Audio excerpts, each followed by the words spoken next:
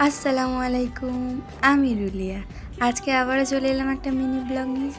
আজকে সন্ধ্যাবেলা আমি হাঁটতে হাঁটতে ভাবছিলাম, আমার দিদি যে গাছের ফলগুলো পাড়ে কি করে, আমি তো অতটা লক্ষ্য করি না।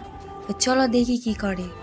তো এসেই তো আমি অবাক হয়ে গেছি, বাবা রে, এখানে এত রকমের আচার ছিল, কোনটা ছেড়ে কোনটা খাবো বুঝতেই পারছিলাম না। আমি অতটাও টক পছন্দ করি না, তাই জন্য আমি একটা খুলে দেখছিলাম যে কিসের আচার থাকতে পারে। তো এখানে আমি খুলে দেখলাম যে এটা চিনি দিয়ে বানিয়েছে আম। খুব সুন্দর ছিল, আম বানিয়েছিল চিনি দিয়ে। তো আমি তো মিষ্টি খেতে ভালোবাসি, তাই জন্য আমি এটা খেয়ে দেখছিলাম কেমন। ও যদি ভিডিওটা দেখে তাহলে আমাকে মেরেই ফেলবে। তো চলো খেয়ে দেখি। আমি এখানে খেয়ে দেখলাম যে এটা খুব সুন্দর খেতে ছিল, মিষ্টি যেহেতু আমার পছন্দ। তো তারপর এখানে যা ছিল সবই মানে তেল দিয়ে বানিয়েছিল, টক।